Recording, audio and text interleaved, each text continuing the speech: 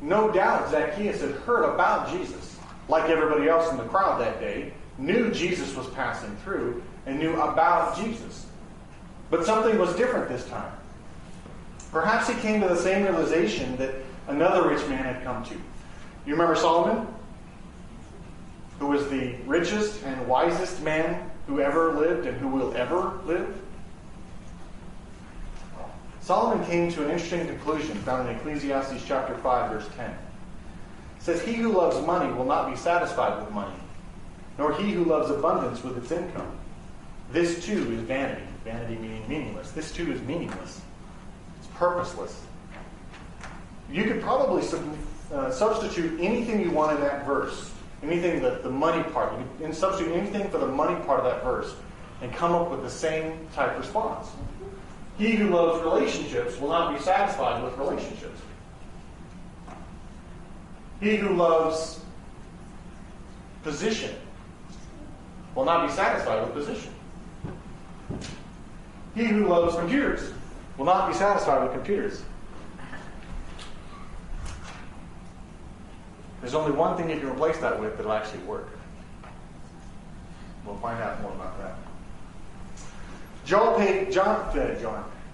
Paul Getty was a wealthy oil tycoon, and at one time he was the richest man in the world. Some of you may have heard of him. He is no longer. His wealth is still around, but he's no longer. But he was a wealthy oil tycoon, at one point the richest man in the world. And he put it a different way than what Solomon did, but he made sense to it. When they asked him, how much money is enough? He replied, just $1 more. And we find that's the way. With any material possession we have, with any material concept that we have, with anything this world has to offer, just one whatever more is enough. The constant seeking and searching, the desire of our life, cannot be satisfied by that thing, that worldly idea, that worldly possession. Perhaps Zacchaeus had heard of the lives that Jesus had changed each time they met and been touched by Jesus.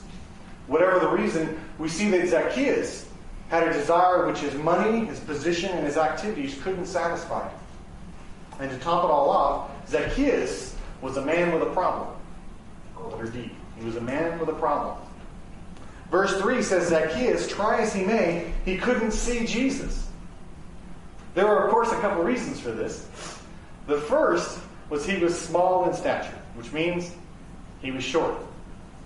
So I can just see with the crowd out there, right? Crowds are lining along the street, right? Maybe that's the street there in the middle aisle. And here's Zacchaeus over here behind the crowd. You can see the crowd there.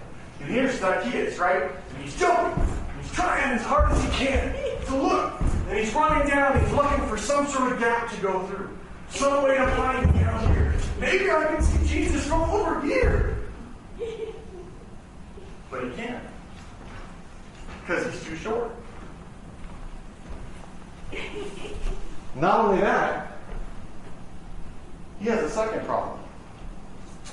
The crowd didn't want to help him. See, he was a member of the TCA, the Tax Collectors Association. And not only that, he was on the board of directors because he was the chief. Isn't it wonderful to know that every year we all get this warm, fuzzy feeling around the month of April as we gratefully are reminded about how much we've enjoyed this country and the cost of doing so?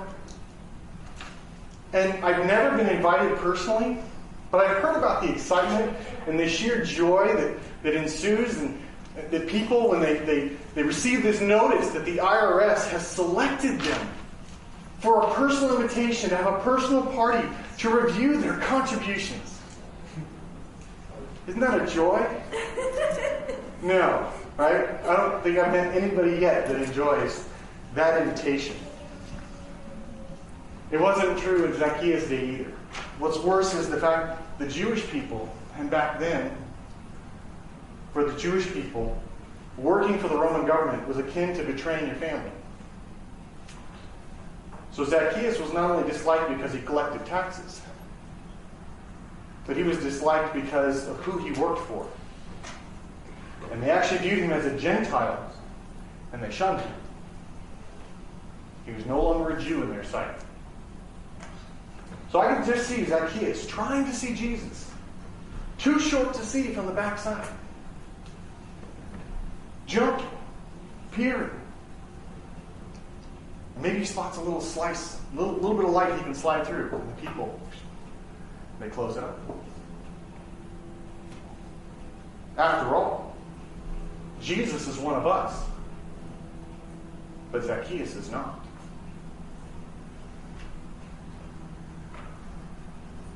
Well, what about us? Where do you find yourself? According to the Boise Chamber of Commerce, Boise is a beautiful, lively city thriving with promise. The City of Trees is poised to become one of the next hot spots to live, work, and visit. The Meridian Chamber of Commerce says, Meridian is located at the heart of the Treasure Valley and has been the fastest growing city in the state of Idaho for 10 years. Meridian is known for its excellent schools, affordable housing, children and youth programs, a growing and vibrant business climate, and an active community life. Just 10 miles west of Boise, the state capital, Meridian residents can take full advantage of a vast array of cultural offerings and professional sporting events in surrounding areas. A wealth of recreational opportunities are within easy access. Meridian retains its unique identity as a place that treasures its past, appreciates the present, and looks forward to an exciting and prosperous future. Meridian sits astride Interstate 84, the primary east-west travel corridor through southern Idaho, as well as State Highway 55, the main north-south corridor for the state. I think Meridian's verbose. And what about Nampa's Chamber of Commerce? It states that Nampa, Idaho is a great place to live, work, and play. Nampa, Idaho's second largest city, Nampa, Idaho's second largest city, offers a variety of opportunities, including a growing business community, great schools, healthcare facilities, thriving arts and entertainment, wonderful history, and fantastic recreational opportunities. Sounds a little like Jericho. The corridor from the east to west part of the state.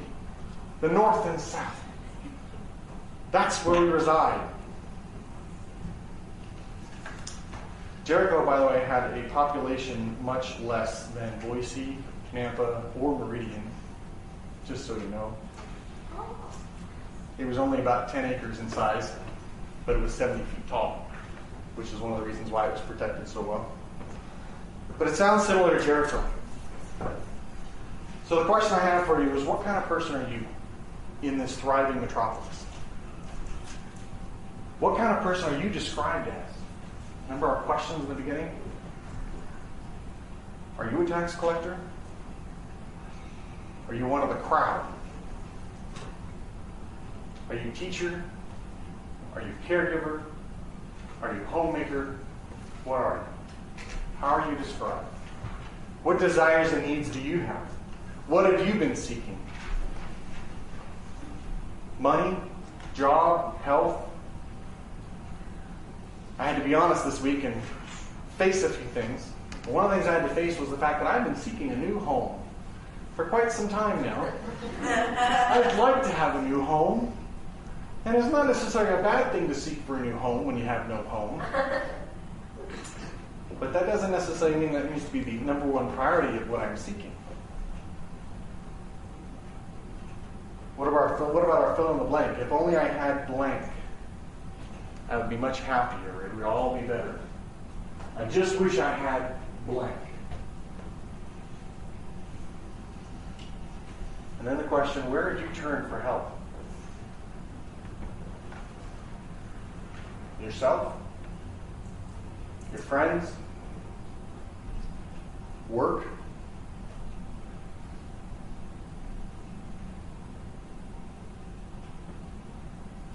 I think we'd all agree that this world is not perfect. There's a lot of strife, envy, hatred, confusion, and general sin that exists while we walk on the earth. But consider the words of Eugene Cernan, the last astronaut to enjoy the exciting adventure of walking on the moon. Last man to put his footprints there, to date. Eugene said, "Our world appears big and beautiful, all blue and white. You can see from the Antarctic to the North Pole, the Earth looks so perfect There are no strings to hold it up. There's no fulcrum on which it rests. Contemplating the infinity of space and time, he said he felt as if he were seeing Earth from God's perspective when it was created.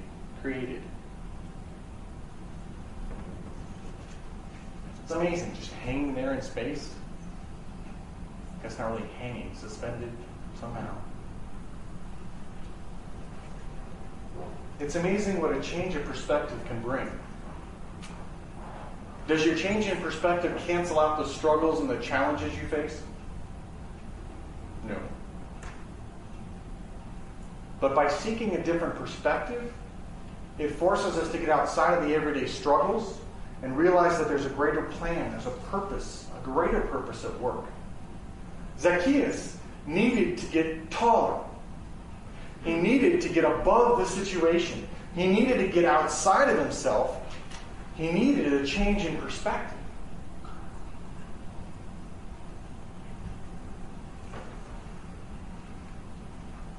Is it a tree? Or is it a bunch of faces? He needed a change in perspective.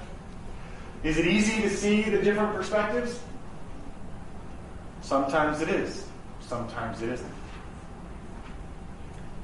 Is it easy in life to sometimes get outside of yourself and see a different perspective in a situation? Most of the time, no. As Zacchaeus looked around to find a way to see Jesus, he saw that sycamore tree. And he most likely had a few thoughts. He had a few contradicting feelings. Perhaps there was pride, as the voices inside his head said, "What a foolish thing to do. Climb a tree? You're a manager.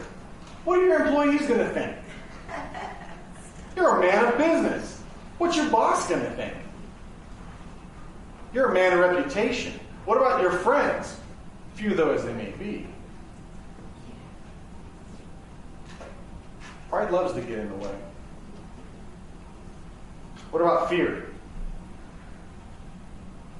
What if you fall? Break your neck. You'll die. Who's going to get your money then? What if Jesus goes another way? What if he takes a turn before he gets to the tree? And he may even have feelings of defeat. Can you even reach the first branch? You're short nothing. Will it really matter if you see this Jesus anyway? I mean, you heard all about him. You know all about him. What's the big deal in seeing it? Quick question. What do the founders of McDonald's, Kentucky Fried Chicken, and the inventor of the light bulb and today's story all have in common? McDonald's, Kentucky Fried Chicken, inventor of the light bulb, and today's story, what do they all have in common? No. Not so. Persistence. Persistence. Before Thomas Edison turned on the first light bulb, he endured 9,000 failed attempts. Colonel Sanders heard no 1,009 times before somebody finally said, "Yeah, let's try that secret recipe." And Ray Kroc, the founder of McDonald's, lived by a simple formula. Number 1, never give up. Number 2, always persevere. Number 3, see number 1. What would have happened if Zacchaeus had listened to those feelings and thoughts inside? How he would have missed out if he had just continued in the same pattern, right? Jumping, looking, trying. Or worse, if he just said, forget it, I'm going home.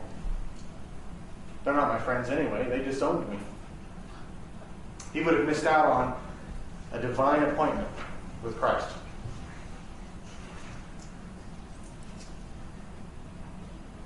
Jesus came when Zacchaeus had abandoned his fear and his pride, and he focused solely on what was truly important, seeing Jesus. When Zacchaeus finally abandoned everything and said, all that matters is seeing Jesus and finding what Jesus has, that's when Jesus showed up. Zacchaeus didn't give up.